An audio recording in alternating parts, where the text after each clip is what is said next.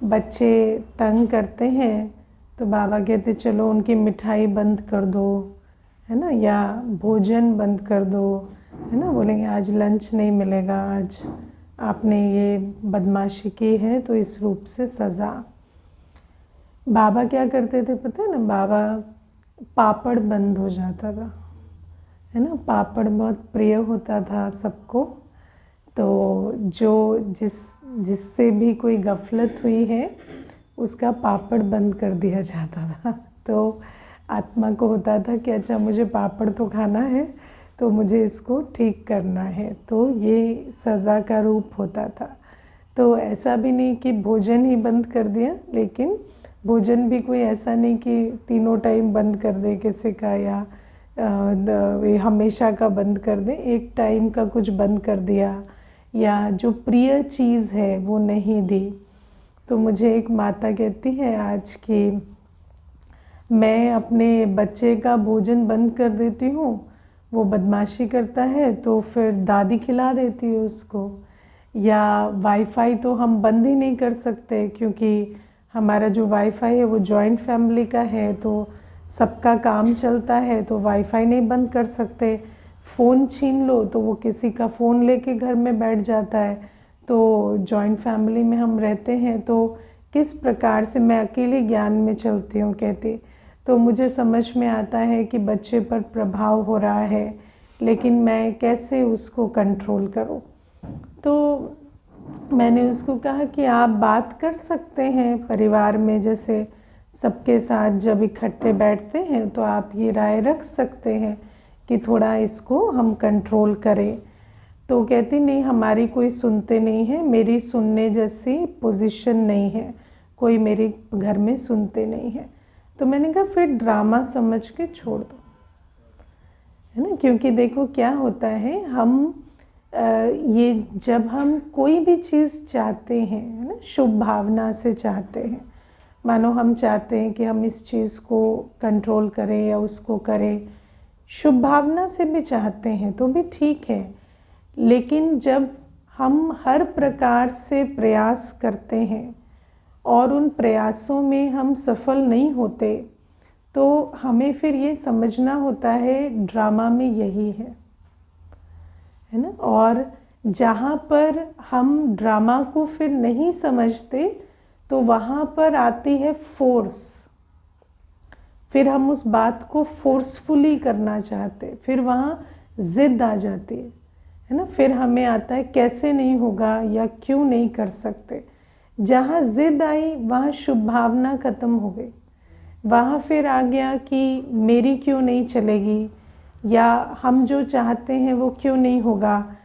तो जो बाबा जो आज मूल बात कह रहे हैं वो ये कि जैसा बीज वैसा फल, है ना। तो जब हम किसी को भी परिवर्तन करना चाहते हैं तो अगर उसका बीज शुभ भावना है तो फिर उसका फल भी शुभ निकलेगा, लेकिन उसका बीज अगर देहाभिमान बन जाता है, जैसे इस केस में समझाया कि अगर बीज ही ये बन गया कि मेरी क्यों नहीं चलेगी, उनकी क्यों चलेगी, या हम भी देखते हैं कौन मना करता है, या इस प्रकार की कोई भावना यदि आई तो जैसा बीज वैसा फल, फिर उसमें उस आत्मा का कोई कल्याण हम नहीं कर सकेंगे। हाँ, हम अपनी ज़िद को पूरा भले ही किसी तरीके से कर लेंगे, लेकिन उसमें अपना भी पाप बनेगा और सामने वाली आत्मा का भी कल्याण नहीं होगा। या मान लो कभी हम कोई ऐसी इच्छा रखते हैं कि ये होना चाहिए, फिर वो नहीं होता, तो अपने अंदर क्रोध का संस्कार है और वो क्रोध का संस्कार जागृत होने लगा है, और फिर हम हाथ उठाते हैं या अपशब्द कहते हैं या जो भी कुछ करते हैं, तो उससे वो रिज़ल्ट नहीं आएगा जो आप मूलतः चाहते थे, है ना। तो आत्मा को बहुत ध्यान रखना होता है कि मुझे सब कुछ करना है, मुझे, लेकिन मर्यादा में रहकर। जहाँ अपनी मर्यादा क्रॉस होने लगी है वहाँ ड्रामा कहकर पीछे हट जाना, है ना। कम से कम कुछ ना कर पाए, पाप तो ना बनाए ना, कुछ भी नहीं भी कर पाए तो पाप तो ना बनाए।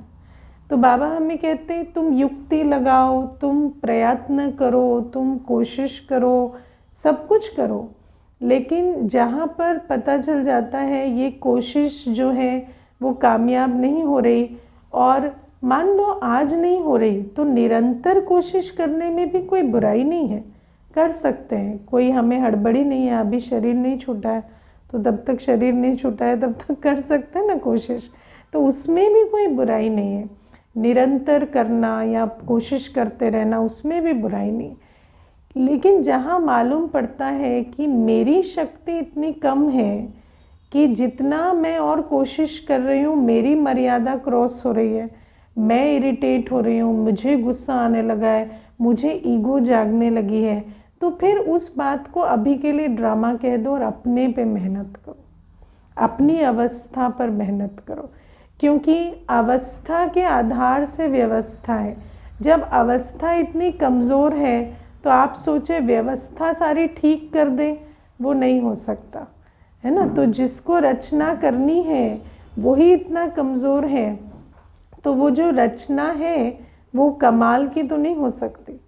तो इसीलिए ये बातों का बैलेंस बहुत ज़रूरी है, क्योंकि कई बार ऐसा होता है कि आत्मा जो चाहती है हो सकता है वो ठीक भी हो, ऐसी कोई बात नहीं है। जैसे कहीं पर कोई डिसिप्लिन का ब्रेक हो रहा है, कोई चीज़ अमर्यादित हो रही है, आप चाहते हैं, लेकिन उसको जब आप ठीक नहीं कर पा रहे, कोई ना कोई कारण है और ड्रामा उसका साथ दे रहा है, तो वहाँ पर आप अपना ही विक्रम बनाने लग जाए, है ना। आप इरिटेट होकर आप ही, है ना, निंदा स्तुति में आ जाए, मारपीट पर उतर आए, या ईगो में आकर कुछ न कुछ ऐसे अपशब्द कहने लगे, तो उस रास्ते हमें नहीं जाना है ना। हमें और फिर अपने आप को पूछना होता है वहाँ पर, आपको ऐसी क्या हड़बड़ी है आपको बाबा कहते हैं तुम्हारा क्या जाता है। ये बहुत अच्छा प्रश्न है, तुम्हारा क्या जाता है ना। तो तुम्हारा क्या जाता है, और वो जो तुम्हारा जाता है तो तुम्हारा है क्या। तो इसका मतलब मेरे को तेरा नहीं किया है ना, तो मेरा जाता है, इसीलिए तो हम मर्यादा छोड़ने को तैयार हो रहे हैं, इसीलिए तो हम विक्रम बनाने लगे हैं। तो ये मैंपन मेरापन जहाँ है वहाँ तो कल्याण हो ही नहीं सकता। तो इन बातों को बहुत अच्छे से समझना है, क्योंकि मैं समझती हूँ कि क्या करना है से ज़्यादा क्या करना है तो फिर भी समझ में आ जाता है, कितना करना है, कैसे करना है, कहाँ विड्रॉ करना है, ये सारी बातें परख शक्ति का सब्जेक्ट है।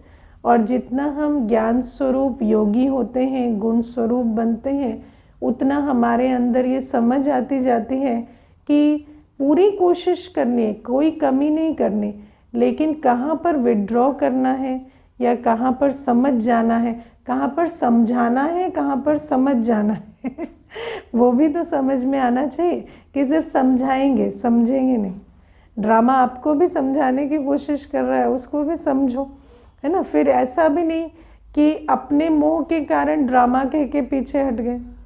कई बार ऐसा भी होता है कि कहें क्या करें, लेकिन मोह जो है वो कहला रहा है क्या करें। तो इन सारी बातों को बहुत अटेंशन देकर समझना होता है। आज मेरे दिल में ऐसे अमृत वेले एक संकल्प आ रहा था कि हम बच्चे जब बाबा के पास आते हैं तो हम बाबा को वैसे तो पहचान कर नहीं आते ना, पहले तो ऐसे ही आते हैं, फिर हम पहचानते हैं, है ना।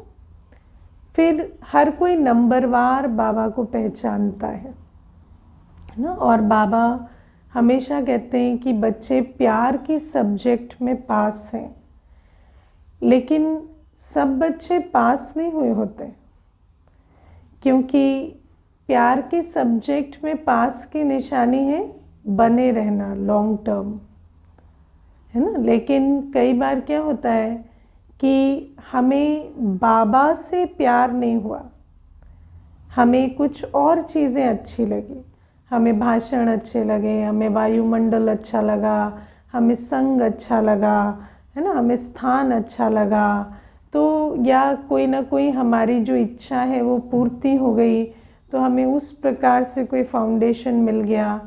तो ऐसे करके कई कारणों से हम चलते हैं, लेकिन वास्तव में देखा जाए तो बाबा कहते हैं कि अंत में सिर्फ एक स्नेह के आधार से तुम पुरुषार्थ निरंतर कर सकेंगे और चल सकेंगे, है ना। और बाबा कहते हैं स्नेह तो, अगर स्नेह है तो सरवाइव करेंगे, और अगर पुरुषार्थ करेंगे तो ग्रो करेंगे, है ना। तो स्नेह जिसके अंदर होता है वो सरवाइव करता है। हम कई बार ऐसे बहुत बच्चों को सुनते हैं जो, है ना, जैसे बहुत उखड़ गए हैं, दुखी हो गए हैं, ऐसे भी बहुत बच्चे होते हैं। कोई ना कोई कारण बना, उनके मन में कुछ आ गया है, लेकिन फिर भी आज भी यूट्यूब पे बैठ के मुरली सुनते हैं या कुछ न कुछ अपना जो अमृत वेले का पुरुषार्थ करते हैं। तो आप देखो कि सरवाइव तो करते हैं पर ग्रो नहीं करते, है ना। निमित्त की पालना नहीं लेते, कोई जुड़ के नहीं रहते, कुछ नहीं करते, शक्ति नहीं भरती, बस सरवाइव करते हैं। तो स्नेह सरवाइव कराता है। अगर स्नेह भी नहीं है तो सरवाइव भी नहीं करेंगे, है ना। क्योंकि माया जो है, माया बिल्कुल खड़ी रहती, और माया को, माया जीत बनने के लिए स्नेह चाहिए है ना। माया तो नहीं चाहती कि हम बाबा के बन कर रहें, हमारे कानों में बाबा की मुरली जाए या हम बैठ के बाबा को याद करें, माया बिल्कुल नहीं चाहते। लेकिन वो जो स्नेह है वो हमें उस तरफ खींचता है। जो भी हो, हमारे दिल होगी कि हम ऐसा करें ऐसा करें, लेकिन स्नेह से सिर्फ सर्वाइवल होता है।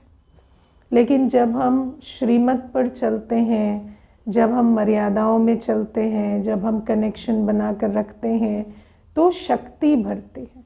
तो इसीलिए आज ऐसे दिल में आ रहा था कि हम हर एक बच्चे को अपना फाउंडेशन ज़रूर चेक करना चाहिए। हम चल तो रहे हैं, लेकिन हम बाबा से प्यार के कारण चलते हैं या किसी और आधार से चलते हैं, क्योंकि जो भी और आधार है वो खिसक जाएंगे, है ना। मुझे एक बार किसी ने कहा मुझे बाबा से प्यार नहीं है, मुझे दीदी से प्यार है। मैंने कहा दीदी से प्यार ज़रूर करो, लेकिन बाबा से प्यार की वजह से करो, है ना। क्योंकि सिर्फ दीदी से प्यार होगा तो हमेशा नहीं रहेगा, है ना। क्योंकि ये जो मनुष्य से प्यार अगर हमेशा रहता तो आज हमारे लौकिक संबंध अच्छे फले फूले हुए नहीं होते क्या तो बाबा कहते हैं कि मनुष्य से स्थायी प्यार नहीं हो सकता। तो दीदी से ज़रूर प्यार करो, बाबा भी दीदी से प्यार करता है, क्यों ना करो, लेकिन बाबा से प्यार के आधार से प्यार करो, है ना। तो बाबा हमें हमेशा कहते हैं कि ये जो प्यार का फाउंडेशन है ये बहुत ज़रूरी है। और जब प्यार होता है ना तो उस बाप के साथ आप जुड़े रहेंगे, और बाप तो है ही सर्वशक्तिवान, सर्वगुणों का सागर, सर्व प्राप्ति कराने वाला। तो जब बाप से प्यार होगा तो मुरली से प्यार होगा, योग से प्यार होगा, तो फिर कुछ ना कुछ बाबा हमारी बुद्धि पकड़कर हमें चला देगा। लेकिन अगर वो नहीं है और सिर्फ कोई ना कोई और कारण है तो वो ज़्यादा लॉन्ग टर्म सर्वाइव नहीं करेगा। और जो अंत तक रहेंगे तो वो ज़रूर सर्टिफिकेट प्यार का तो लेकर ही रखते हैं, क्योंकि अगर कोई बना रह रहा है तो इसका मतलब प्यार के कारण ही बना है। और दूसरी बात, लेकिन सिर्फ सर्वाइव नहीं करना है। दुनिया में आजकल क्या है, सर्वाइवल, है ना। आजकल मैं कई बार इस विषय पे सोचती हूँ। आजकल स्पेशली यूथ जो है ना, वो क्योंकि समय ऐसा आ गया, पालना नहीं मिलती, आत्मा शक्तिहीन होती है, तो सर्वाइवल मोड में चले जाते हैं। सर्वाइवल मोड की निशानी क्या होती है?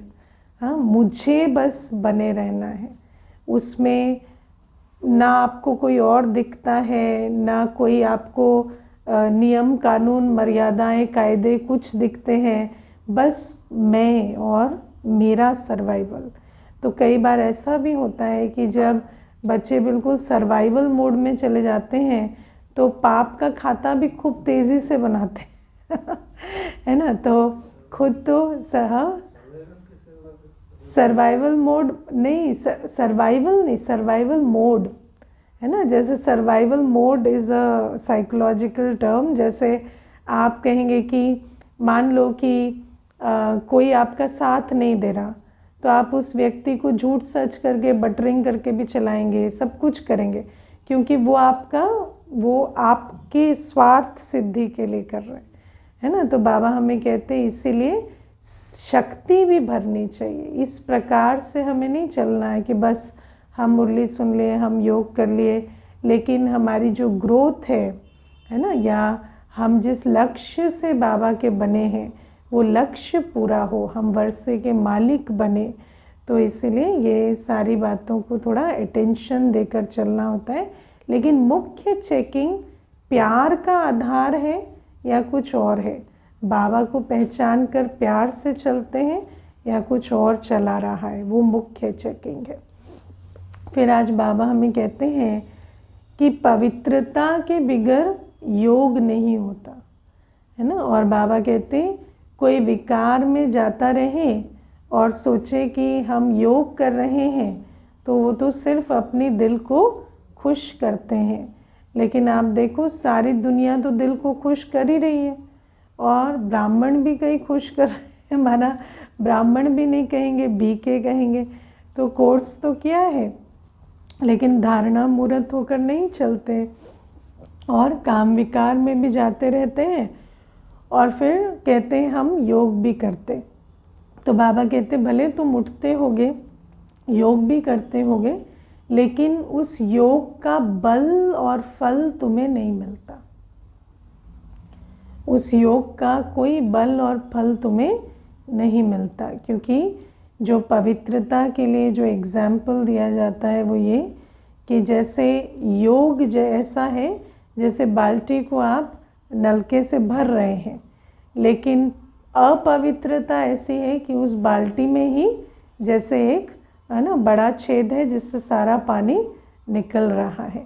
तो ये जो अपवित्रता अगर है तो ऐसा है कि आप योग तो कर रहे हैं, लेकिन उस योग का कुछ भी जमा नहीं होगा, क्योंकि पतित पने के कारण जितना तेज़ी से भरता है उतना खाली भी होता है। तो बाबा इसलिए हमें कहते हैं ये तो सिर्फ फिर दिल को खुश करने की बात हो जाती। तो पवित्रता मुख्य है, और पवित्रता जब जीवन में नहीं होती, आप देखो दुनिया में योग, चलो राजयोग नहीं, राजयोग की विधि नहीं पता थी, पर किसी न किसी प्रकार से मनुष्य जो है भगवान को याद करता रहा है भक्ति मार्ग में भी। लेकिन भक्ति मार्ग में भी इतना याद करने के बावजूद आप सोचो कंदराओं में बैठकर सारे दिन आप माला फेर रहे हैं, ऐसी भी पुरुषार्थ करने के बावजूद भी क्यों गति सद्गति नहीं होती? क्योंकि बाबा हमें कहते हैं कि भक्ति मार्ग और विकारी चलन, रावण राज्य एक साथ चलता है ना। तो बाबा हमें कहते हैं यहाँ पर हम यथार्थ योग भी सीखते हैं, लेकिन साथ में मुख्य बात है कि निर्विकारी चलन हो। अगर अभी भी विकारी चलन है और साथ में योग है तो उसका फल और बल जो है वो जमा नहीं होता। और बाबा हमें आज पूछते हैं कि कोई शराब तो नहीं पीते ना कोई, हाँ कि हाँ कोई पीते हैं। तो बाबा हमें पूछते हैं आज बहुत साफ, मैंने इतना स्पष्ट कभी ऐसा है ना बस पता नहीं पढ़ा भी होगा, लेकिन अभी याद नहीं है कि पहले ये मुरली में पढ़ा है। तो बाबा हमें कहते हैं कि कोई शराब तो नहीं लेते, और फिर बाबा युक्ति से भी पूछते हैं, है ना, कि कोई दवाई की रीति थोड़ा सा तो नहीं लेते, है ना। क्योंकि कई ऐसे कहेंगे, है ना, मुझे एक बार कोई बता रहे थे छोटे बच्चों को भी पिला देते हैं कि दवाई की तरह, है ना, जब ज़ुकाम वगैरह, हाँ जो भी, तो ज़ुकाम की तरह ज़ुकाम होता है तो उस दवाई की तरह भी पिला देते हैं। तो आप सोचो, हाँ दवा दारू कहते हैं तो ये भी क्या है, का बेस होता है अल्कोहल। अच्छा, ये आज अब पता नहीं, वो कंट्रोवर्शियल है। हाँ, तो ये भी कफ सिरप में भी होता है ना, तो है ना, तो कफ सिरप भी नहीं लेते दवाई की रीति बाबा कहते हैं नॉन अल्कोहलिक, है ना, क्योंकि हर चीज़ में अगर आप चेक करेंगे तो हर प्रकार की चीज़ आती है। ऐसा नहीं है कि, क्योंकि कई बार क्या होता है कि जब कुछ चीज़ अच्छी लगती है तो हम चेक नहीं करते वो क्यों अच्छी लग रही है। तो जैसे कफ सिरप में भी कई बार आराम के लिए आराम फील हो रहा है, लेकिन वो आराम क्यों फील हो रहा है वो पता नहीं चलता। तो बाबा हमें कहते हैं कि कोई भी ऐसा तो नहीं है जो शराब लेते हो, और बाबा हमें कहते हैं अगर ऐसा है, और आजकल तो शराब के लिए भी, शराब तो वो स्टार्टिंग पॉइंट है ना, फिर कितनी सारी चीज़ें हैं। और आजकल तो सिर्फ ऐसा नहीं है कि जो चीज़ व्यसन कह के बिकती है वो व्यसन है, प्रेस्क्रिप्शन पे भी व्यसन मिलते हैं जैसे cough syrup is a prescribed व्यसन, है ना। ऐसे कई बार चीज़ें जो हैं ऊपर से ऐसे देखने में आती हैं कि ये तो मेडिसिन है या ऐसा है, लेकिन जो भी चीज़ एडिक्टिव है उसको हमें समझना होता है कि ये हमारे लिए नहीं है। हाँ, चाय भी एडिक्टिव है, और बाबा तो हमें कहते हैं कि कोई भी चीज़ की लत नहीं होनी चाहिए। ऐसा नहीं कि आसक्ति है। अगर आपको ऐसा लगता है चाय के बिना नहीं चलता तो चाय छोड़ दो, है ना। आप चाय को पिए, चाय आपको ना पिए, है ना। जब आपको लगने लगे कि चाय के बिना हम नहीं जिएंगे तो चाय छोड़ दो। कोई भी ऐसी चीज़ नहीं होनी चाहिए जिसके बिना आपका नहीं चलेगा, है ना। तो ऐसी कोई आसक्ति, आसक्ति माना बुद्धि को खींचे, उसकी अवेलेबिलिटी और अनअवेलेबिलिटी बुद्धि को खींचे। सामने रखी है तो रेजिस्ट ना कर पाए, या नहीं है तो बुद्धि जाए कि चाय के बिना कैसे चलेगा, तो उसको भी छोड़ो, है ना। तो बाबा हमें कहते हैं हर चीज़ चॉइस होनी चाहिए। तो ये एडिक्टिवनेस, कंपल्सिवनेस, है ना, एडिक्शन है या कंपल्सिवनेस। कंपल्सिवनेस किसको कहते हैं? इसके बिना नहीं चलेगा, इसकी तरफ बुद्धि खिंचती है, ये चाहिए, है ना। आजकल तो व्यक्ति कहता है एंग्जाइटी होती है कि ये चीज़ नहीं होगी तो कैसे होगा। मुझे कल एक बहन कहती है कि देखो, यंग है बहन, 27 इयर्स की शरीर की आयु है।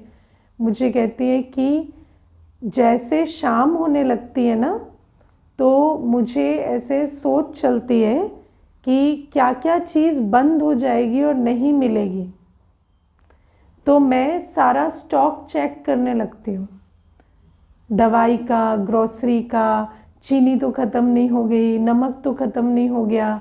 तो मुझे कहती मेरा ये हाल हो गया है।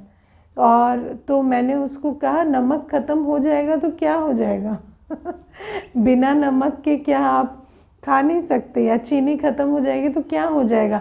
तो कहती पता नहीं, पर अंदर ऐसे ना चलता है। तो जैसे आज बाबा ने कहा ना, व्यर्थ की रचना रचेंगे तो जब वो रचना का विस्तार हो जाता है तो उसको ख़त्म नहीं कर सकते, उसको पालना ही करनी पड़ती। तो इसीलिए ऐसी व्यर्थ रचना नहीं रचनी है। कभी भी किसी भी चीज़ के लिए, किसी आत्मा के लिए कभी ऐसे संकल्प ना चले, ये ना होगा तो कैसे चलेगा, ये चीज़ ना हो तो कैसे चलेगी।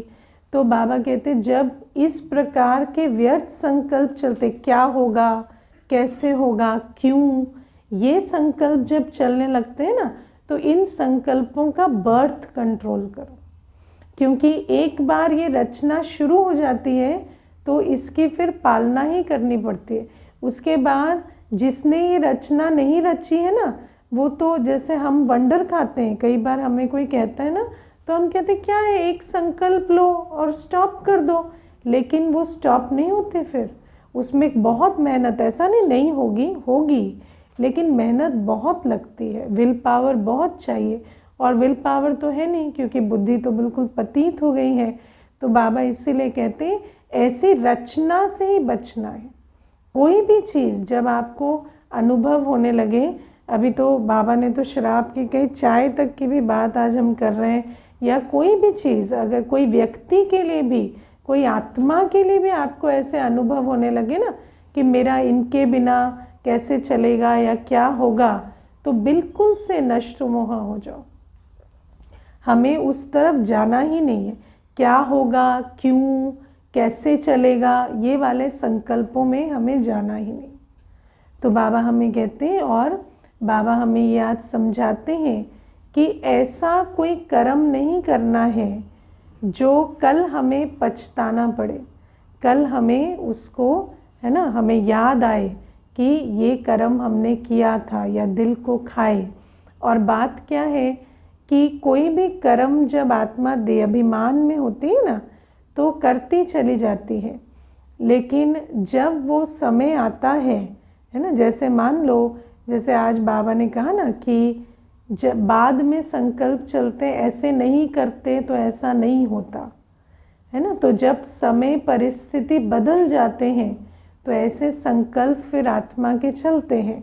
तो बाबा इसीलिए कहते हैं कि अभी ये अटेंशन रखो कि ऐसा कोई कर्म ना करें जो कल सोचना पड़े कि ऐसा नहीं करते तो आज ये दिन देखना नहीं पड़ता। तो बाबा कहते देहाभिमान के वश, काम, क्रोध, लोभ, मोह, अहंकार के वश होकर कोई ऐसे कर्म श्रीमत का उल्लंघन करते हुए नहीं करने हैं, है ना। वो दीदी सुनाते हैं ना 4 चम्मच की कहानी, सबने सुनी है ना। तो एक भाई था, है ना, दिल्ली में था, तो उनकी युगल जो थी वो ज्ञान में चलती थी, बहुत अच्छी माता थी। तो जब भाई का शरीर छूटा तो माता ने कहा मुझे भोग लगवाना है मधुबन। तो उस टाइम पे गुलजार दादी जी ने चक्रधारी दीदी जी को कहा कि आप इनको लेकर जाओ मधुबन और ये भोग लगवाएंगी युगल का। तो दीदी लेकर गए। फिर वहाँ पर जब भोग लगा तो संदेशी के तन में तब प्रवेशता होती थी, संदेशी के तन में आत्मा आती थी। तो उस समय पर जब भोग लगा तो संदेशी वतन में गई और वतन से लौट आई, और संदेशी ने संदेश दिया कि बाबा कह रहे हैं कि ये जो आत्मा है ये सिर्फ देसी घी का भोजन स्वीकार करती थी, तो ये जो आज भोग बना है ये तेल में बना है, तो इसको अभी देसी घी का भोजन बनाकर फिर भोग लगाओ। तो फिर दोबारा से भोजन बना और भोग लगा। फिर जब संदेशी दोबारा वतन में गई, तब जब आत्मा इमर्ज हुई तो बहुत मोटे मोटे आंसू बहाए, और जैसे ना झड़ी लग जाती है आंसुओं की, ऐसे झड़ी लगकर बहने लगे आंसू। तो बाबा जो है, बाबा पास में बैठे थे, तो बाबा बच्चे को कहते चुप हो जाओ, चुप हो जाओ, कोई बात नहीं, कोई बात नहीं, ऐसे चुप हो जाओ कहते। तो तब सबको, क्योंकि बैकग्राउंड स्टोरी किसी को पता नहीं, तो उसके बाद जब बात ख़त्म हो गई, उसके बाद जब दीदी ने पूछा होगा किसी को, तो उन्होंने बताया कि बाबा एक बार दिल्ली में माता के निमंत्रण पर इनके, है ना, निवास स्थान पर ठहरे थे। तो जब बाबा ठहरे तो ये जो भाई था ये बहुत सम्भ्रांत था, बहुत ऊंचे पद पर था, लेकिन ये बाबा का बच्चा नहीं था। लेकिन क्योंकि बाबा के तन में शिव बाबा की प्रवेश था, और फिर ब्रह्मा बाबा की अपनी भी पर्सनालिटी बहुत ऐसे आकर्षण वाली थी, तो जब बाबा रहे तो इस भाई को बाबा के ऊपर जैसे थोड़ा, है ना, आकर्षण होने लगी। तो इसको ऐसा लगा कि मैं कम से कम अपने पाप तो सुना दूँ, है ना, क्योंकि भक्ति में सोचते हैं ना भगवान मिला है तो अपने पाप सुना दो। तो वो बाबा को कहता है मैं आपको एक बात बताऊंगा, लेकिन आप मुझे इसके बाद कुछ कहना नहीं, आप बस सुन लेना और मुझे कुछ कहना नहीं। तो बाबा ने कहा ठीक है बताओ। तो कहता कि मैं रोज़ 4 चम्मच लेता हूँ। ठीक है, तो बाबा ने कहा बच्चे ये 4 चम्मच के चक्कर में विश्व की बादशाही गंवा देंगे। तो वो कहता मैंने आपको पहले ही कहा था ना, मुझे कुछ कहना नहीं। तो फिर बात ख़त्म हो गई। तो अब वो 4 चम्मच लेता रहा, लेकिन जब शरीर छूट गया तो अब वतन में जब इमर्ज हुआ है तो आंसुओं की झड़ी क्यों लग रही है? पश्चाताप के कारण। क्योंकि उस समय तो 4 चम्मच बड़े लग रहे थे, लेकिन अब मालूम पड़ रहा है कि अंतमते सोगति बिगड़ गई है। तो अब आप देखो कि बच्चा जो है, क्योंकि बाबा के यज्ञ में उसने सफल किया है ना, तो इसी कारण से बाबा उसको देसी घी का भोजन भी खिला रहे हैं, क्योंकि उसने जो किया है उसका रिटर्न भी बाबा देगा। बाबा प्यार भी उसको कर रहे हैं, लेकिन जो उसने कर्म की गति बनाई है उससे बाबा उसको नहीं छुड़ा सकते। तो जब वो रो रहा है तो बाबा भी सांत्वना दे सकते हैं, लेकिन बाबा ऐसे नहीं कर सकते कि जाओ बच्चे विश्व का मालिक बन जाओ, है ना। तो ये जो इसीलिए बाबा हमें कहते हैं कि जब मनुष्य देह भान देह अभिमान में रहता है तो उसको ऐसा लगता है कि इस समय यही बात ज़रूरी है या यही बड़ी चीज़ है, इसको नहीं छोड़ सकते। आज आप विचार करना, श्रीमद् प्रमाण हम कितनी बातों में नहीं चलते, कितनी बातों का हम उल्लंघन करते हैं सिर्फ इस देह अभिमान के कारण। और हर बात, हर अवज्ञा, हर उल्लंघन के लिए कल हम पछताएंगे। एक समय आएगा जब आंसुओं की लड़ी लगेगी, है ना। ऐसे कई ट्रांस के ऐसे भी एक्सपीरियंसेस हैं भोग लगवाने के।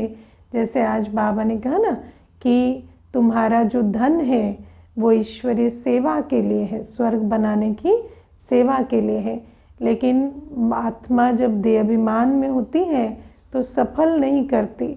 और ऐसे भी बहुत एपिसोड्स हुए हैं जहाँ शरीर छोड़ने के बाद वतन में बाबा को कहते हैं कि बाबा अभी मुझे थोड़ी देर के लिए भेज दो ना, हम विल चेंज कराएंगे। तो बाबा कहते बच्चे वो पार्ट ख़त्म हो गया, अभी कुछ नहीं हो सकता, है ना। तो इसीलिए बाबा कहते हैं अभी नहीं तो कभी नहीं। और जो भी चीज़ें हमें अभी नहीं करने के लिए प्रेरित करती हैं, जो बातें हमें श्रीमत से पीछे खींचती हैं, उन बातों के लिए कल हम पछताएंगे। तो बाबा इसीलिए हमें कहते हैं कि ऐसा कोई कर्म नहीं करना जो कल तुम्हें पछताना पड़े, लेकिन उसके लिए भी त्रिकालदर्शी स्थिति चाहिए। आज बाबा ने कहा ना कि बच्चे जो हैं, हम बच्चे वो विशेष, वो भाग्यवान बच्चे हैं जो अतीन्द्रिय सुख का अनुभव करते हैं और जो त्रिकालदर्शी और मास्टर स्वदर्शन चक्रधारी हैं। तो आज ज्ञान के आधार से, त्रिकालदर्शी स्थिति के आधार से बच्चे को ये विचार करना है कि कौन सी आज की अवज्ञा के कारण हम कल पछताएंगे, और वो बात समझकर आज नहीं करनी, है ना। तो बाबा आज हमें बहुत अच्छे से, देखो बाबा ने कहा ना कल तो ये कहना पड़ेगा कि ड्रामा में जो था वो हुआ। बाबा ने कहा कल तो बाबा कहेगा फुल स्टॉप लगाओ बच्चे, क्योंकि जो हुआ सो होना ही था। लेकिन आज के लिए बाबा समझाते हैं, आज तुम्हें त्रिकालदर्शी बनाया है ना, तो आज विचार करो कि कल किस बात के लिए पछताना पड़ेगा और आज उस बात को परिवर्तन करो। आज की मुरली बहुत गुह्य है। अगर आप टोटलिटी में देखेंगे तो एक तरफ बाबा हमें कहता है कि जब कोई बात हो गई, चाहे बीमारी आ गई, विघन पड़ गया, तो कभी ऐसे नहीं सोचना ऐसे नहीं करते तो ऐसा नहीं होता, है ना। कई बार क्या होता है, खांसी हुई, दवाई नहीं ली, फिर उसके बाद खांसी बढ़ जाती है, फिर बाद में सोचते पहले दिन दवाई ले लेते ना तो ठीक हो जाते। तो बाबा कहते वो नहीं सोचो, उस सोच का कोई लाभ नहीं है ना। कोई चीज़ का, ऐसी सोच का कोई लाभ नहीं है। या कई बार ऐसा होता है कोई नुकसान हो जाता है, कोई अकल्याण हो जाता है, तो सोचते हैं कि अच्छा ऐसा नहीं किया होता ना, कल वो बात नहीं कही होती, वो निर्णय नहीं लिया होता तो आज ये नहीं दिन देखना पड़ता। लेकिन बात ये है आज ऐसा विचार करने से वो नहीं बदलेगा। इसीलिए बाबा कहते वहाँ पर ड्रामा का फुल स्टॉप लगाओ। बीमारियाँ नहीं थी, है ना, ये होना था, ये कल्प कल्प होता है क्योंकि नेचुरल है, कल्प कल्प होता है क्योंकि इस बार देख लिया होता है, या शरीर को भी क्षति लगनी थी तो लगी, विघ्न पड़ना था पड़ा। तब क्या सोचो अब क्या करना है। अगर कोई भी बात हो गई फिर ये नहीं करते तो नहीं होता सोचने में टाइम वेस्ट मत करो। फिर क्या सोचो, हर कल्प ये होता है तो इससे निकलते कैसे हैं। होता तो हर कल्प है ना, तो इससे निकलते भी होंगे क्योंकि तकदीर तो हमारी फिक्स है, हम विजयी तो बने हैं।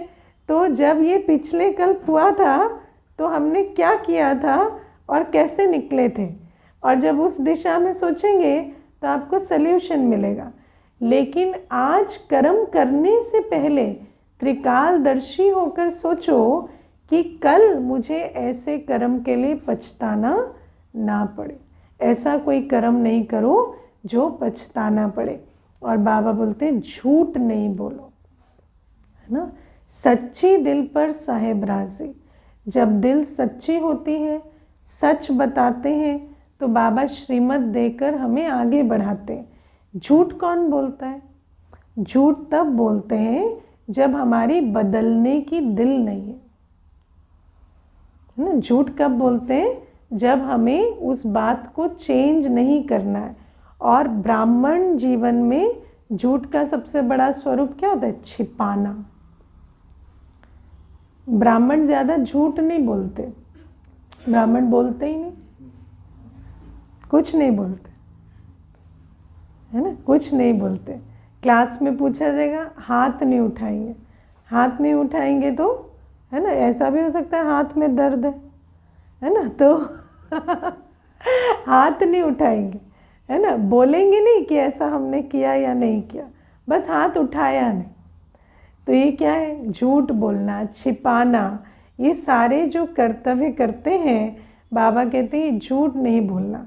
एक बार मैं आपको बताऊं, और इतने चालाक होते हैं एक कुमार जो था, अवज्ञाओं पे अवज्ञाएं किया, ठीक है।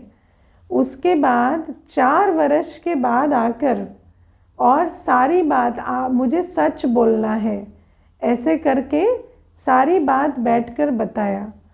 तो मैंने कहा आज क्यों बताया? तो कहते बस बोझ जो है सहा नहीं गया। मैंने कहा नहीं, बोझ सहा नहीं गया ऐसा नहीं, अब उस अवज्ञा से आपका दिल उठ चुका है। अब आपको वो अवज्ञा नहीं करनी है, अब आपको नई वाली करनी है। इसीलिए अब आपने वो अवज्ञा का बोझ जो है वो मेरे सिर पे डाल दिया कि भाई ये आप संभालो, अब मैं नहीं करने चला। हाँ, तो ऐसे भी बहुत चतुर होते हैं कि तो बाबा हमें कहते हैं जब तक खुद बदलना नहीं होगा ना तो छिपा के करते चले जाएंगे। जिस दिन खुद को परिवर्तन होना होगा तो उस दिन सच बताएंगे। लेकिन वो तो श्रीमत पर नहीं किया ना, वो तो आपने अपनी मत पर किया, अपने कन्वीनियंस पे किया। जिस दिन आपका दिल किया नहीं। बाबा कहते मेरा आज दिल हुआ तो मैं आज सच बता दूं, नहीं, श्रीमत प्रमाण हमें सच बताना। बाबा ने कहा तो बता देना, है ना। और ऐसा नहीं बाबा ने आज कहा तो वो जो पुराना वाला जिससे छूटना है उसको बता दें, और जो आज जिसमें रस ले रहे हैं उसको छिपा के रखें। ऐसे बहुत होते हैं, है ना। तो बाबा हमें कहते हैं इसीलिए अवज्ञा करते हैं तो झूठ नहीं बोलना है, छिपाना नहीं है, सच बताकर शक्ति लेकर उसको परिवर्तन करना है। क्योंकि कल पछताना बहुत पड़ेगा और ये सारा भ्रम 1 सेकंड में ख़त्म हो जाएगा। ये जो देह का संबंध और रस और पता नहीं किन भ्रमों में है। इसलिए आज बाबा मुख्य कहते हैं हर बात से बेगर बनो, जब मैंपन मेरेपन का भान निकाले तब जाकर बाकी श्रीमत का पालन हो। अच्छा, ओम शांति।